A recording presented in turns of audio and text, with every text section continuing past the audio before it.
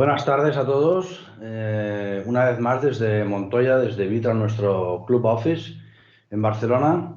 Vamos a hacer esta presentación junto con Raphael Gielgen y Janko López, en la cual pues, será el resumen de estas tres últimas charlas que hemos estado dando desde el mes de septiembre.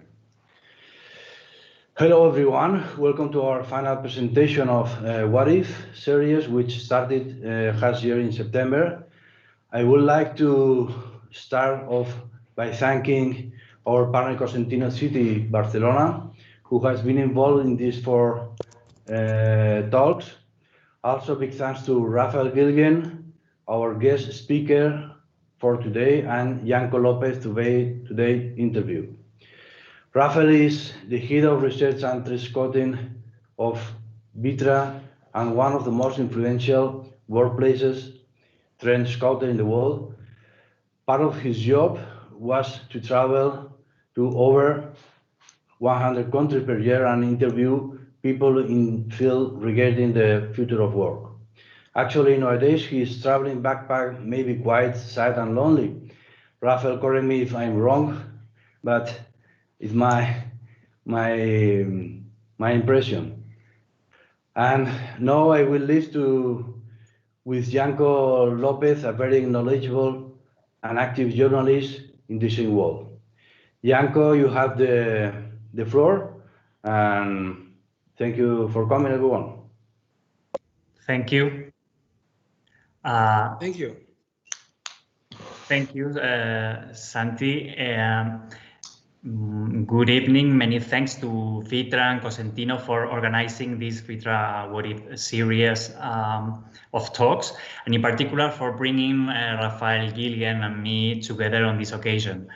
The three previous Vitra What If sessions gathered several experts in fields such as design, urban planning, real estate, business in general, education, and communication.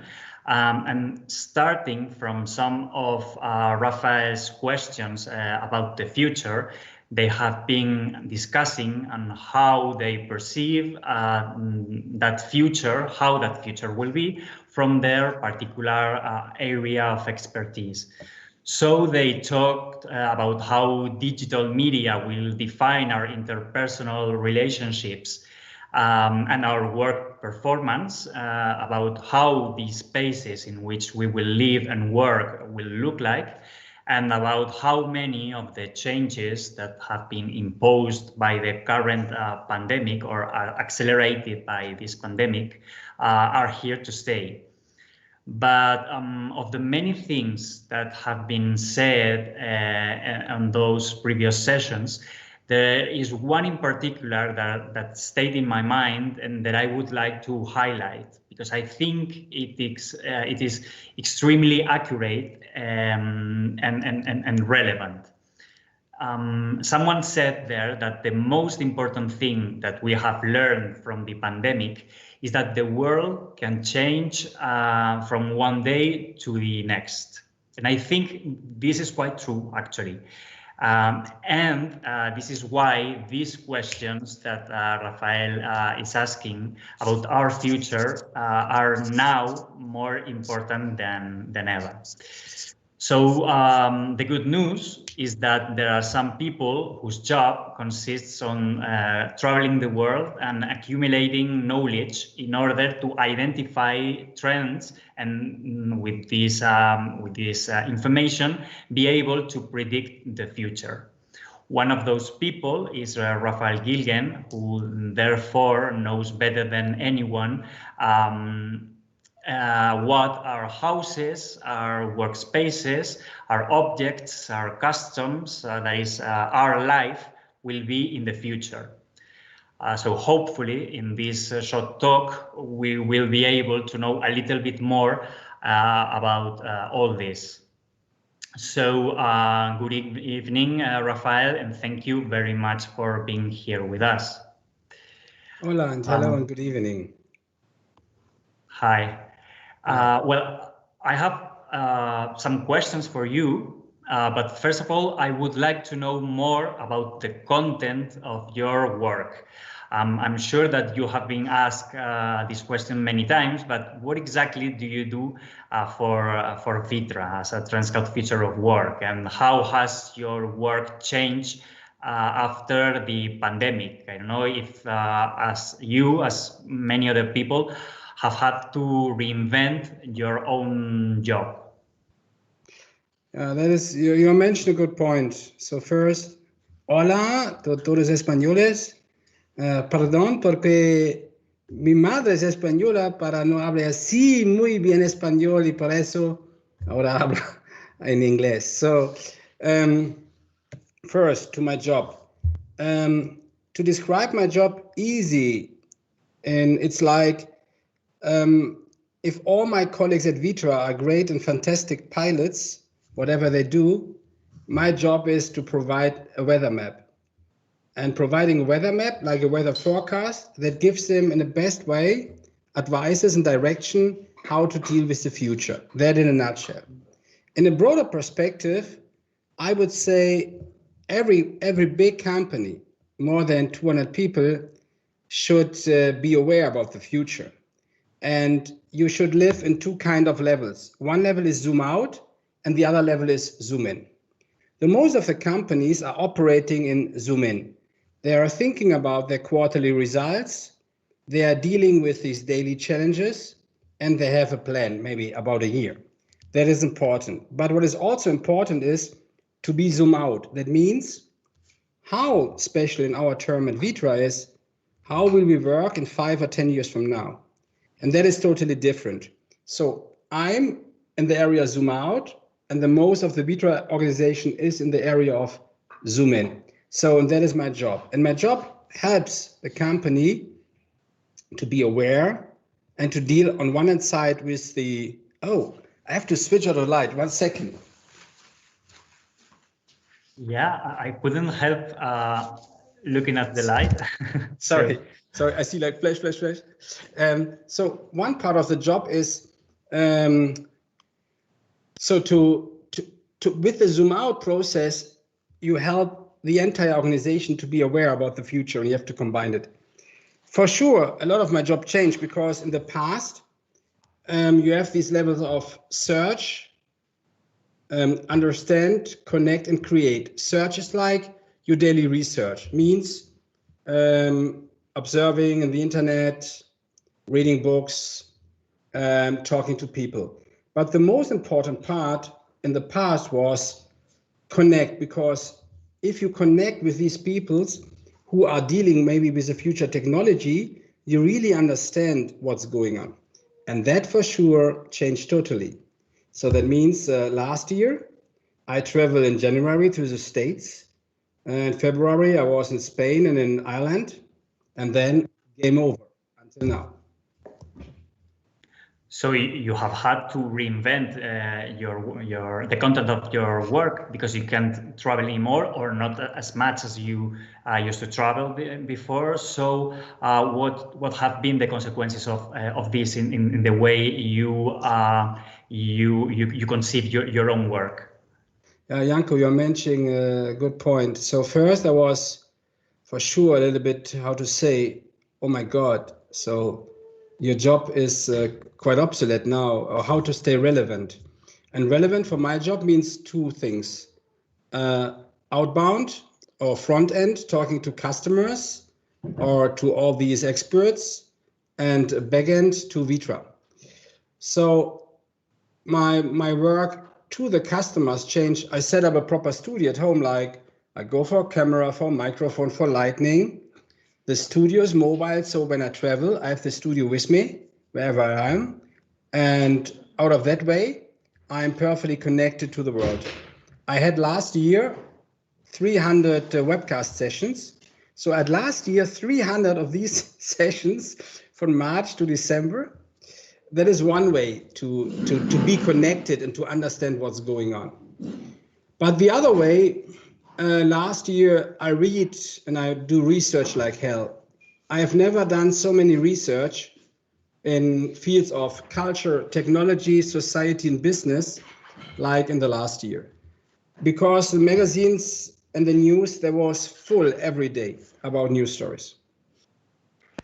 I was wondering if you have the feeling that your work doesn't only consist on gathering information and predict how things will be in the future in order to build that weather plan that you were mentioning, but I don't know, I think it was Abraham Lincoln who said that the best way to predict the future is to create it.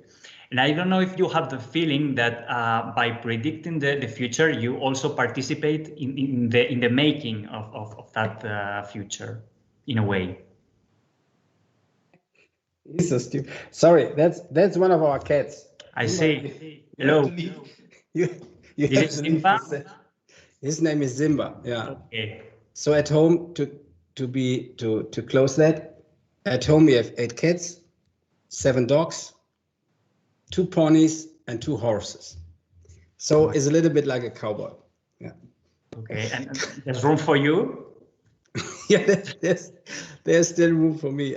I will tell it later, my wife. There. So coming to your point, you mentioned something interesting. Look, my job is to customers, or in interacting to the community, my job is provoke, discover, explore, and understand. And then start the process of design or create whatever you do. What was missing in the past, exactly these fields: provoke, discover, explore, and understand. In the past, we built up the new on the old. So that means we critically take over a situation and build maybe a new city or a new house or a new office based on old experiences. We never challenge the status quo. And for that reason, I'm a little bit disconnected with create, but I would say I do a kind of, preparing that the people are aware to make something new. Mm-hmm. I guess that you've been asked as well how the post-COVID future will be. And I assume that there are many changes that the pandemic has imposed or accelerated. And of all these changes, some will reverse and others are really here to stay. So in your opinion, which changes will be permanent and which others will fade or disappear in the close future? I would say first, we are better trained to deal with the unpredictable. In the old world, we live in a kind of predictable life, and the unpredictable, the things what happens in a sudden, don't match into this situation. So first, I would say we are better trained to be in a kind of a permanent beta mode, that things are changed first. Second, and that has no direct connection to COVID, post-COVID, is the climate change. I believe the biggest agenda in the next 10 years is the climate change. And a brand the value of a brand in 5 or 10 years from now is hard connected to what the brand is, how the brand is acting, or what is the contribution of the brand dealing with the climate change. It's not enough to be a brand with an old heritage. So that is second. Third is that the face of the city and the face of the rural area will change. So they are becoming more, I will not say equal, but we are getting new lifestyles. And my last point is that we are faced with the question, what kind of work will stay for us in 5 or 10 years from now? And how to prepare or how to transform existing co-workers for new jobs. Well, you opened a series of issues that I think, they're really relevant, and I think we will continue talking about them. But what about political and social changes? How do you think that the effect of movements such as Me Too or Black Lives Matter, or in general the rise of the awareness for diversity, impacts and how we build our spaces or our objects and live our lives, as a matter of fact? Well, that is for sure a difficult point. So I think the good thing is the debate is coming back.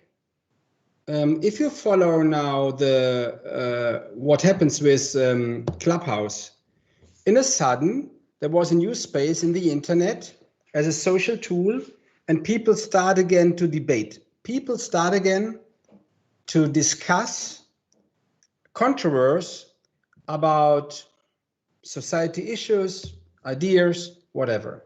And maybe that helps us again that the society is coming together. Yeah. So to accept there's not only one truth, there are always two or maybe three truths. The other point is that societies are, how to say, confronted to come up with a new society model. I believe the society models, a part of the society models from the industrial area are outdated.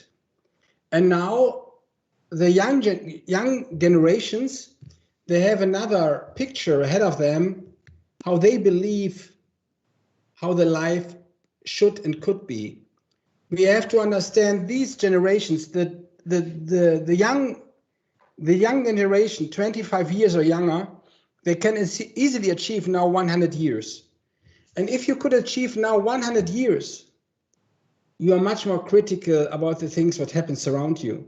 And for that reason, they take over another kind of responsibility. Maybe not as in a political way to be part of a party, but in kind of social clusters and social communities. I see. You mentioned the beta permanent as well, and I was thinking that maybe the feeling that we are living in a permanent beta mode can be quite paralyzing in a way. So how do you think that we will be dealing with this? Ooh, yeah. Okay, so that is for sure, that is for the most people, that's new. We are not trained to deal every day with new things. So, but you can, for sure, you can prepare, and you can prepare if you think for an organization, for a company, you can prepare the company for that things. I think it all starts with the learnability. The learnability is the capacity of an organization to learn, and to learn vivid. Vivid means, first is, you need a critical mass of curiosity inside your organization first. So people have to be curious. Second is, you have to give space for curiosity. Space means space like physical space, but space means also time, and time to learn. And third is, you have to learn techniques, because learnability in the future is built on learned techniques. And when I talk about learning, I don't talk about classes, e-learning classes. That's for sure not enough. And learnability is the basement to deal with permanent beta, because if you're curious and if you have the methods to deal with change, you could deal much more easily alone and in a team with these challenges. Let's talk then about working in team and about spaces as well. With the rise of the telework, we can probably expect that our spaces will become hybrid, so that a home and the office will meet in the same space. So I don't know if we are all going to work from our beds in the future, dressed in our pajamas, like that iconic image of Hugh Hefner that we all have in mind? No, hopefully not. Come on, seriously, seriously. Yeah, but because look, I think maybe, look, for me to go to Vitra, it's 500 kilometers. I live in the southeast of Germany, in Bavaria, and Vitra is at the opposite in the southwest. And it's 500 kilometers. It's about a 5 hours car ride because there's a bad train connection to go there. And believe me, I always enjoy it. Why? Because to be part of a bigger community, to find a company where you can develop your full potentials, to be part of an organization where you can deal with the best architects and designers in the world, that makes a difference. And this experience, you can't get it from your bed at home. And there is a German term, it's called Heimat. You can't translate this term to, how to say, to in English. It's more about, in Spain you would say la patria, but la patria, think more about el pueblo, yeah? So where you're grown up, that's the place where you're maybe, until you're dead, hardwired to, yeah? And I think we learn now to deal new with culture. Culture is the invisible social order of an organization. Invisible because it's not part of the balance sheet and it's not part of Salesforce or any other reports. But culture is there. And if a company takes care and is aware, if a company first is aware about the culture and takes care, then you feel located there. And for that reason, you would not stay at home. For sure, people don't commute now every day to Madrid or to Barcelona or to Valladolid or where else, Valencia. Maybe they commute only 2 or 3 days a week. And now we have the choice to find, you have to rethink it. Janko, we have to think it from another point. Now we have the choice to find the best place for the best work to do. And that is a big difference comparing to the past. Okay. Anyway, I see two main challenges in these new ways of working that we are developing. The first one is the difficulty for human teams to be cohesive for the very team building itself. And the other one is that it becomes more and more difficult to disconnect, which may lead to other sorts of problems. So what do you think we should do about these two challenges or other challenges that you may see in teleworking of or new ways of working? Okay. I would say that maybe let's think about, we have now 2022, the same time now, 2022 in February. Hopefully in Europe, the most people got their vaccine.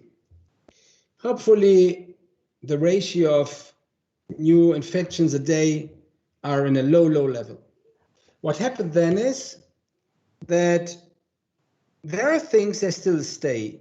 I would say all this wearing mask maybe in public transportation, that could be that lasts for a longer period, maybe for the next 18 months from now. But going back to the office and dealing there with teams like in the past, that could be coming back again in 1 year from now.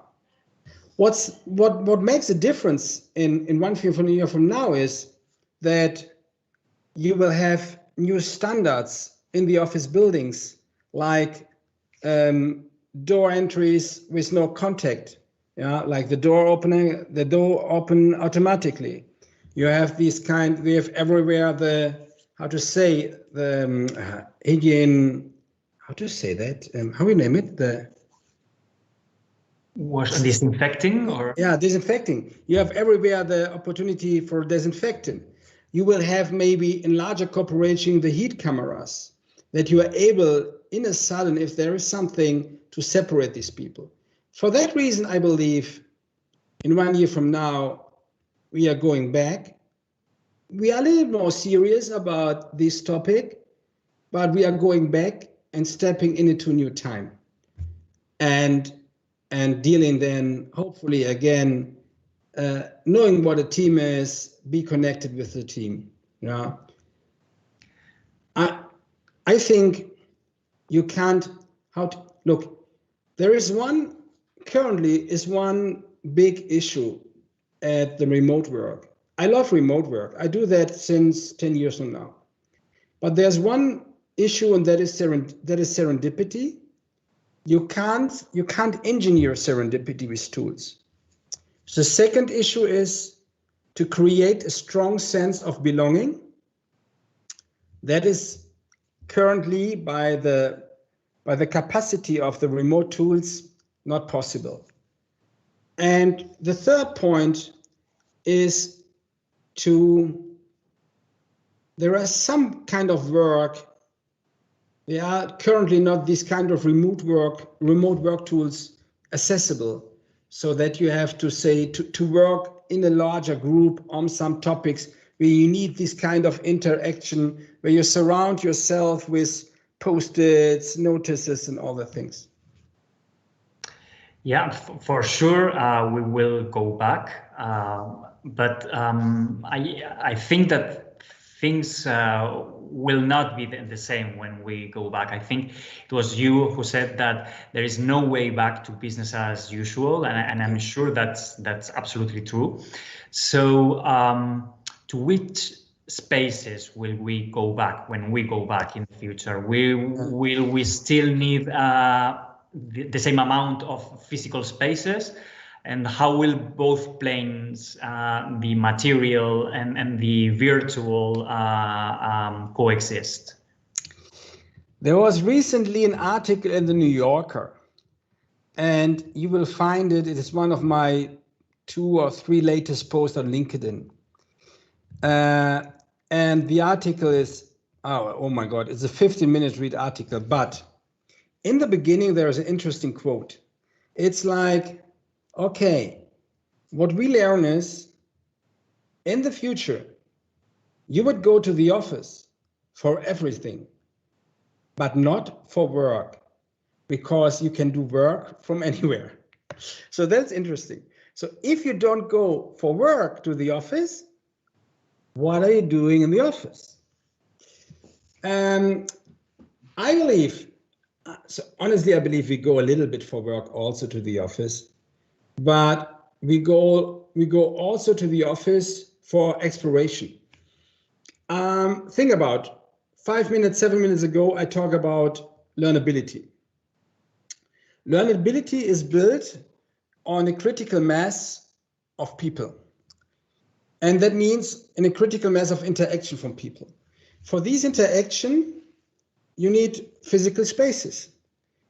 And it's not enough for a company to be with their own communities. Companies in the future have to open the door. So you have to be public, semi-public, and then private. At Vitra now we name it the club office. And that is the idea of a new office typology, where you provide these spaces for belonging first. Then at the belonging area, that is a place for the rituals. Rituals are the breakfast, lunch, dinner, celebrating success, but also for exploration. Exploration for you as a human means to develop your potentials. For that reason, you will go back to the office, because you need a kind of a resonance. You need kind of a feedback. Then the other point is that there is the cultural perspective I mentioned before. To get an idea about the cultural framework, you need a body language of space. And for that reason, these kind of offices are important. And so I believe we will see now, I would say quarter by quarter, new examples where architects or designers or even companies thinking about that spaces. We will open our new club office at the Vitra R&D department in Switzerland in June this year. So you finally think that we will need the same or more or less the same amount of space, but we will use it differently? Or do you think that we'll find that we have spaces that will remain empty or with no use, and we will have to decide what to do with them, or think that what are we going to do with those spaces after the crisis? Come on, you don't have to be a futurist to understand if you have a tower for 4,000 people that maybe you don't need this full space again. Honestly, I have no idea why you should rent again the entire space for the next 5 or 10 years period of lease time. That makes no sense. But what we have to think is in an ecosystem of work. The ecosystem of work starts at your home. That is the first opportunity for you to work, if you're a knowledge worker, by the way. Maybe if there's no space, because when you sign your lease contract or when you bought the house, there was no additional space for your home office. But then what happens now in the urban area like Madrid or Barcelona or the other cities all over the world, you will find, I would think, in a maximum 30 minutes walking distance, there are popping up new co-workers in the near future. Hotels are open their areas as a public or semi-public area, what you can rent for, I would say, for a lower amount of money to go there. And there are still the bars or restaurants or coffee houses, and there's the headquarters. So in the future, if you think about the physical workspace, you have the choice to go to the headquarters, to stay at home, to go to a co-worker space. And we will see that companies, there will be new companies in the near future providing, I would say, a kind of a flat rate to use these opportunities for a company, that it's up to you. You get everyday access to these co-workers areas. Yeah. And if you think from this perspective, it makes no sense to occupy an entire building, because maybe 40% of the time the building is occupied only with 60 or 70% of the people. How do we combine that with the spaces for living? I mean, because the pandemic, among other things, has revealed the weaknesses of our own homes. It's often said that space is the new luxury, and it seems to me that it is now more true than ever, and quite literal, because spaces become more and more expensive, and not everyone has access to that space. So how will homes be like for most people? Okay, look, if you talk to the residential industry, they need from now, if they are fast, 8 years. 8 years to be there with the new houses, and these houses include maybe a home office area. Because the entire process from designing, investing, until construction need maybe 6 up to 8 years from now. So for that reason, I believe that we have to look, maybe there are new opportunities for empty spaces, which was retail today, which was maybe bars or restaurants today, that these spaces are like reinvent in a transversality perspective, be a mix between local co-worker or bar restaurant, local co-worker and maybe a small shop. That will happen. But let us look, Janko, 10 years from now. Look, today I have here my notebook. I have a big screen. I have my camera, I have my microphone, and I have a speaker. Honestly, I believe myself, I will enjoy latest, in beginning from summer this year, my first meetings with my Oculus lenses, and then I need zero, nothing. I only need a chair. And then maybe an architect from Vitra, a friend, a designer, Stefan Hürlimann, he wear his Oculus.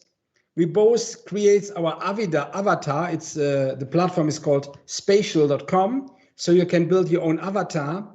And then we create there our meeting and cooperation sessions.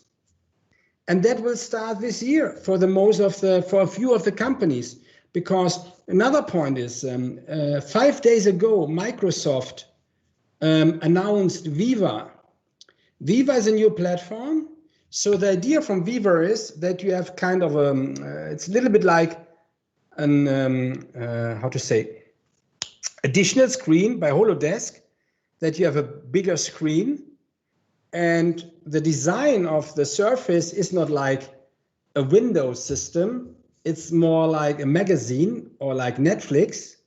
And that is also a new chapter. So then we are getting new sound systems. That means maybe today you believe you need a home office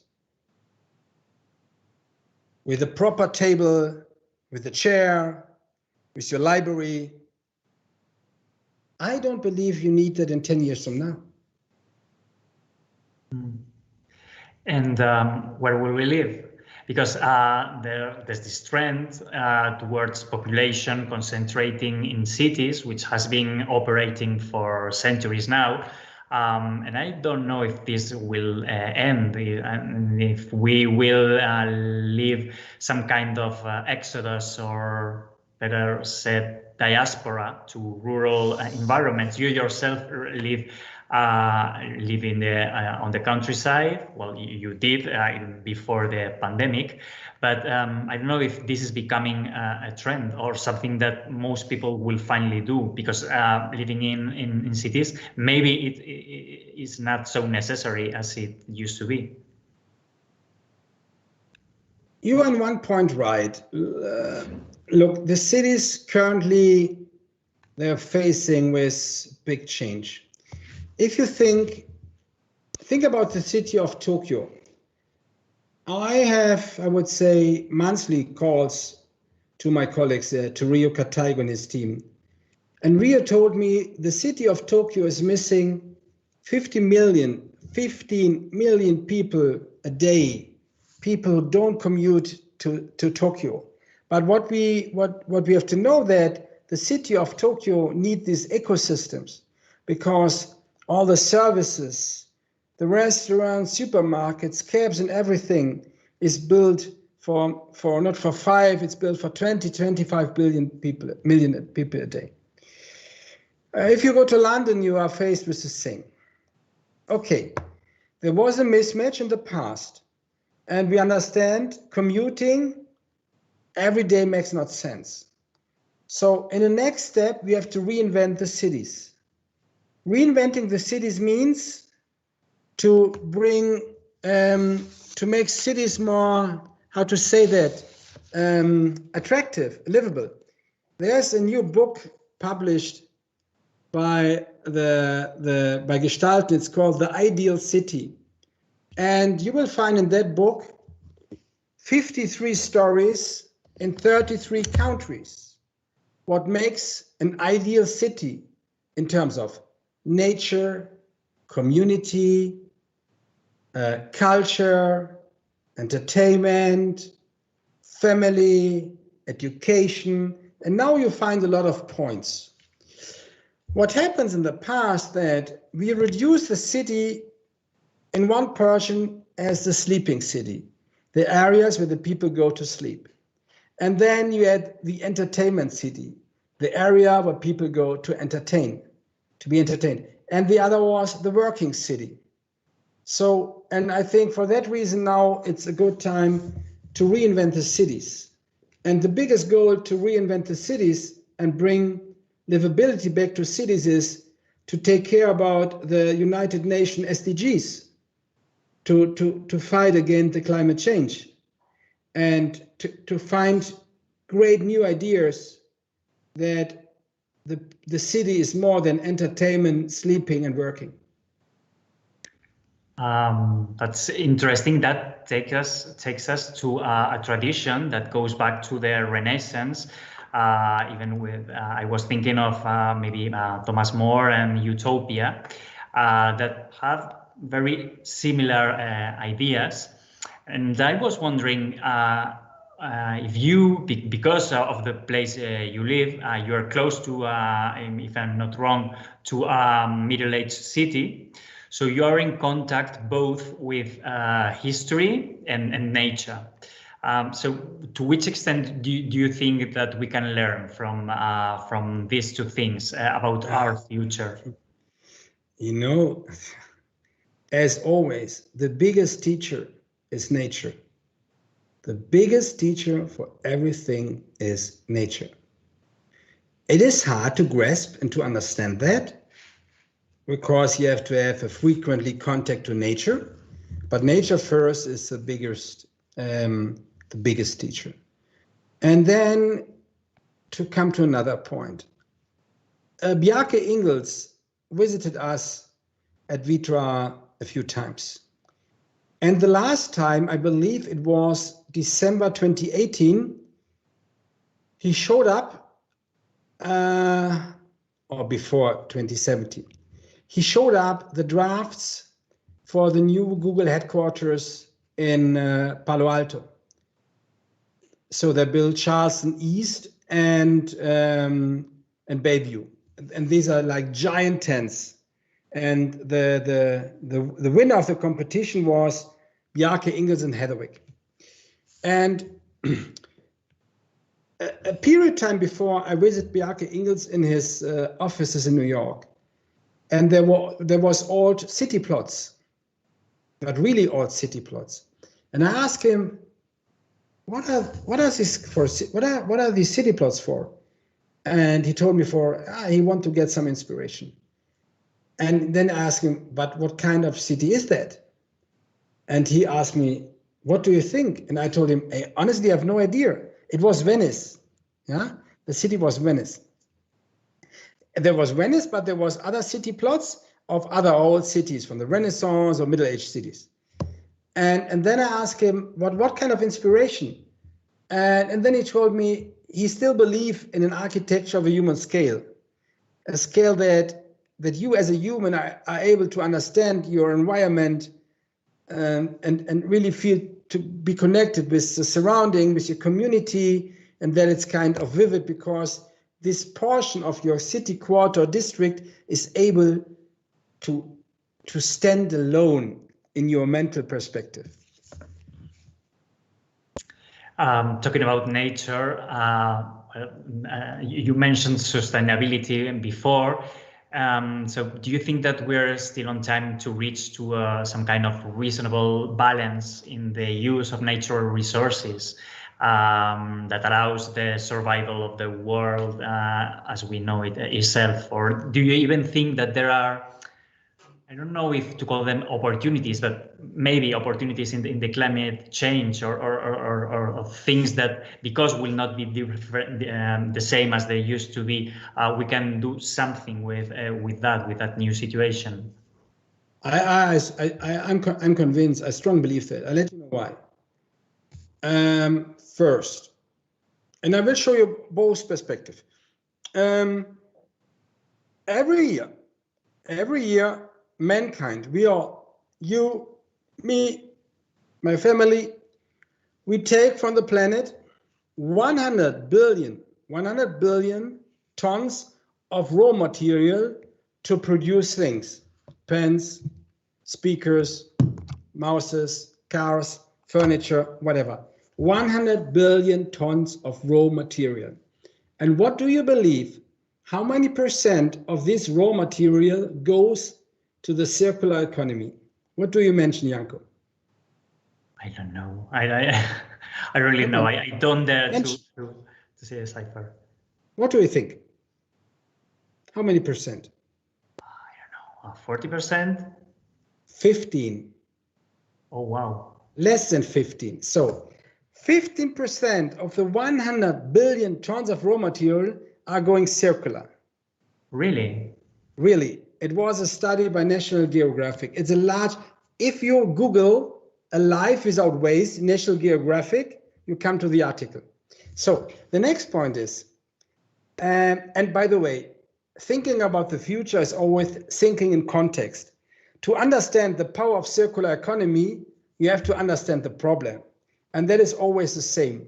What we have to learn is understanding problems. And understanding problems is to frame.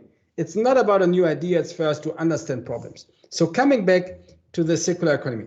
So 15% or less than 15% is circular. The other is, at the end of the day, waste. There are 25% of the goods, they name it longevity goods, like cars or furniture, but the rest is waste. So for that reason, circular economy. But what happens also now, the chief designer of Nike, John Hoke, says in an interview last year that he believed that he was always inspired by Bauhaus, form follows function. But now he believes form follows function is not enough. It should be form and function follows footprint. So what starts now, that companies are rethinking and they tried to step in the circular economy. Vitra, for example, and all these products you see here, maybe they're getting older than me because they last forever. But lasting forever for design is one perspective. The other perspective is what we do now is we take new materials. So we take materials from old chairs to build new chairs. We make the tip tone now out of 100% reused materials. So that is one point. For that reason, I believe the circular economy is one good point to make a change. I'll let you know some other things. We have these food issues. And meat for sure is an issue. Not the meat by themselves, to produce meat, and the CO2 emissions. The amount of material to design, how you say that, not meat, but you make this kind of vegan meat. Currently, the entire business in the world is $2 billion for this kind of material. And currently, this material is sold out. This material today is sold out.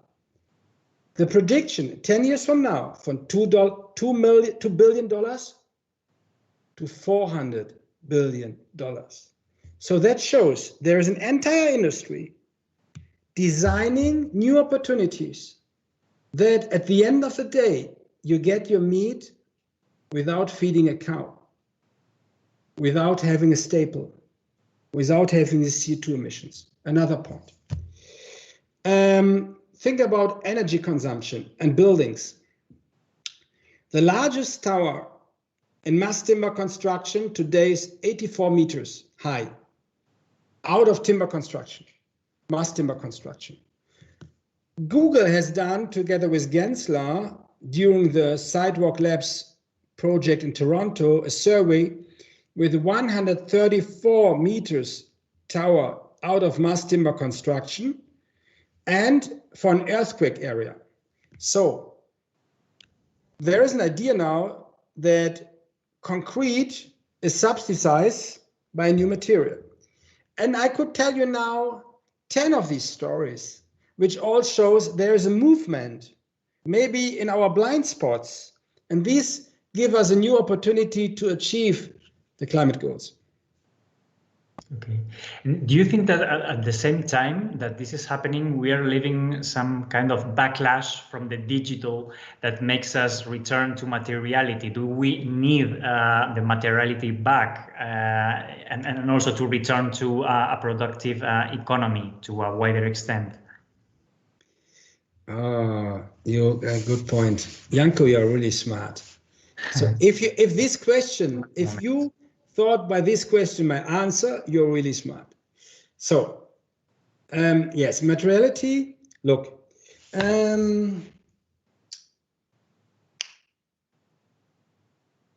if over there, there's a part of my collection. So wait, I tour you around. Let me see. Where is my camera? Move here. One second. Yeah. I go a little bit closer. 1 second. So over there are a few materials, pieces what I collect over the years. And these are all artifacts. And all these artifacts, they are telling me a story. They're like a memory stick, for an example. So, and that shows you that for sure we are still, we are still connected to the physical world. And I let you know why. The digital world is a backdrop. Think about the hard or software in your house. I have no hardware in this room which is older than 5 years. And I have no hardware in this room which is older than 3 years. But I have furniture here that's older than 70 years. So that brings a relationship. But there is another point, and I think this is a big chance. There was recently a study by Bloomberg, I think by Bloomberg or by another, or by McKinsey. And this study was discussing about what is the impact of 5G. So if a city is entire 5G connected, and 5G is less or more 10 times faster than today, 4G. So if a city is entire established with 5G, a normal person like me can start at home to produce things that I never could produce them before. Because the price of technology is increasing, you can work with unplugged machines in the 5G networks. Before you have to do that with plugged machines, and they are much more expensive. You have a network, blah blah blah, and that could bring us a renaissance that we are more creators again. That could be that in the future, craftsmanship is coming back. That's so interesting. Come on. Yeah. And in a way, it's like an antidote for this beta permanent. I mean, having this material world, these material things, these craftsmanships, etc., builds like some kind of ground under our feet, so that we can have the feeling that we are on firm ground, and so that becomes a strategy of survival after all. Yeah, and what makes it look and what makes it so difficult to give you, I spend, I would say, the entire day in the future. So my day to day, I would say, I had my first phone call at 7:30, and I end up now with you. I had a lunch break, half an hour. I have dinner with my family, 1 hour. But I would say the rest of the time, 90%, I was talking to companies, customers, a few architects and colleagues, and my entire conversation was always about the future. So for me, it's easy to connect these dots to understand an impact of technology, to always be culture, technology, society, and business, and always connecting the dots. But for the most of the people, they are so struggling to dealing with the now, with today. They have no time to think about the future. And for that reason, it's so important that every one of us takes the time to provoke, explore, discover, and understand. I was thinking that at every moment, not only our world changes, but the way we imagine the the future itself changes. So do you think that this collective way of imagining the future is itself an important driver or force of change? Yeah, absolutely. In the past, the biggest movements in the past in the history of mankind, that was also built on dreams. Why we don't have the dream that the 2020 age was the age where the society, the countries take over the responsibility for the planet and make it totally change, and make also a change that this idea of think about the Green Deal of Europe is also a big business opportunity for all of us. Why not? I highly believe in that. Yeah. There are so many opportunities outside which we even don't touch, because the companies, we are so bad, you name it in business, the ambidextrous. So on one hand side, the car producers produce consumption cars, but on the other side, they think about a life without a car. Not a life with electromobility, a life without a car. So to think the opposite. And a part of innovation is always to challenge the status quo. Vitra and ourselves, we come to you expecting answers, but perhaps your role is more about asking questions. That's probably why you wrote this manifesto with questions about our future. But which of these questions about our future do you mainly ask yourself, or stick in your mind and come back and you have thought more about them? I think there are always these questions which describes something what is not existing today, like which is. I love all these questions which describes a preferred future.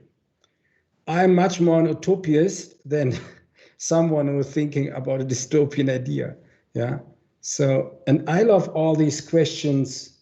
Look, I have for another company, I print them, yeah, okay. And I will let you know. This is one of my favorite what if questions.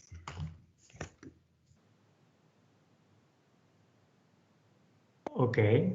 So, by the way, to the audience, that was not planned. That is real coincidence that these cards are lying here on my desk. Wait, here. I love always also this question.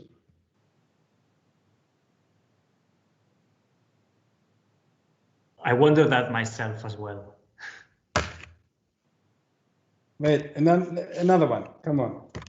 This is also cool. To all the leaders outside, to all these managers outside.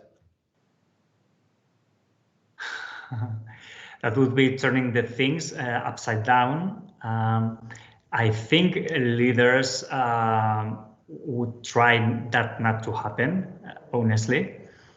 But yeah, that would be interesting to think of a world defined that way. Yeah, that would make us rethink absolutely all our priorities and the way we're living. Well, that's quite related to that. Yeah.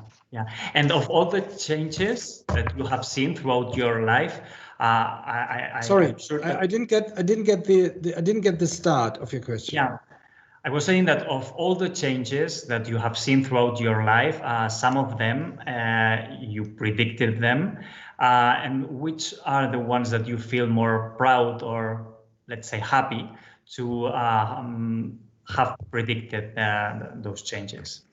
Come on, look, I'm too humble to have this job at Vitra and to get the opportunity to do the job like I do the job. So, and I've no personal track list or track record where I check all these things.